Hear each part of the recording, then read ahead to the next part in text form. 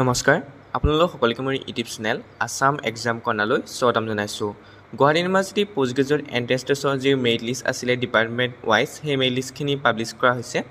আপোনালোকে চাব পাৰিব। ইয়াত মই আপোনালোকক কিছুমান কথা জনাই দিছোঁ।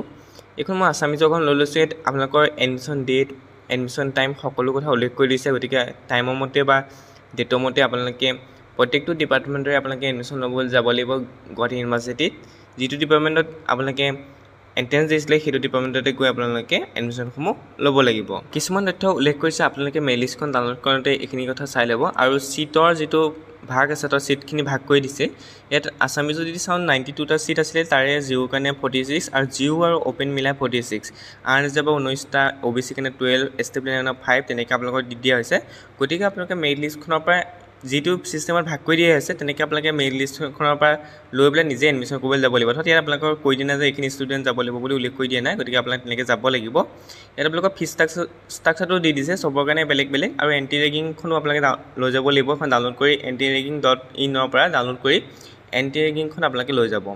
আৰু আপোনালোকৰ ফিজ ষ্ট্ৰাকচাৰটো চবৰ কাৰণে বেলেগ বেলেগ। আপোনালোকৰ আৰ্টছৰ কাৰণেও বেলেগ, ছায়েন্সৰ কাৰণেও বেলেগ। গতিকে আপোনালোকে মেৰিট লিষ্টখনতে পাই যাব। আৰু ডকুমেণ্ট কি কিনিব লাগিব সেইখিনি কথা উল্লেখ কৰিছে, আপোনালোকে চাই ল'ব। ইয়াত আপোনালোকৰ সম্পূৰ্ণকৈ দি দিয়া হৈছে। কোনো ধৰণৰ ভাগ কৰি দিয়া নাযায় এইখিনি ষ্টুডেণ্ট যাব লাগিব বুলি, আনৰিজাৰ্ভৰ কাৰণে বা OBC কাৰণে এইখিনি যাব লাগিব বুলি। ইয়াত আপোনালোকে নিজে ধৰি লওক এতিয়া 19জন আনৰিজাৰ্ভ আছে। প্ৰথম 19জন লিষ্টখনৰ প্ৰথম 19জন আনৰিজাৰ্ভত পৰিব। তাৰপিছত OBC বোলে 7জন দিছে, তেতিয়াহ'লে আপোনালোকে তাৰ পিছৰ পৰা OBC কিখিনি বাছি উলিয়াব। OBC 7জন আপোনালোকে একাধিক্ৰমে ল'ব লাগিব। তাৰপিছত আহিলে আপোনালোক বোলে আকৌ আনৰিজাৰ্ভ ৱেটিং লিষ্টত থাকিব চাব বিচাৰে, তেতিয়া তাৰ তলৰখিনি আপোনালোকৰ আনৰিজাৰ্ভ ৱেটিং লিষ্ট হ'ব।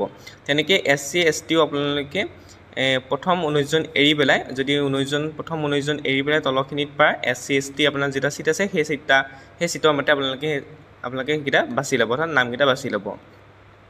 তাৰপিছত মই আৰু দিছোঁ এডমিশ্যন আপোনালোকৰ জুলজি একেই। ইয়াতো আপোনালোকৰ 50টা চিট আছে। ইয়াতো আপোনালোকৰ 50% দিয়া হৈছে, 25টা চিট। ইয়াতো আপোনালোকৰ এডমিশ্যন ফিজ 16,000 দিয়া হৈছে। যদি আপোনালোকৰ ফি ৱেইভাৰ ল'ব বিচাৰে তেতিয়াহ'লে আপোনালোকৰ যি আসাম গভৰ্ণমেণ্টৰ নিয়ম, অৰ্থাৎ সেই নিয়মৰ মতে আপোনালোকে ৰেচন কাৰ্ড বা ইনকম চাৰ্টিফিকেট দিব লাগিব।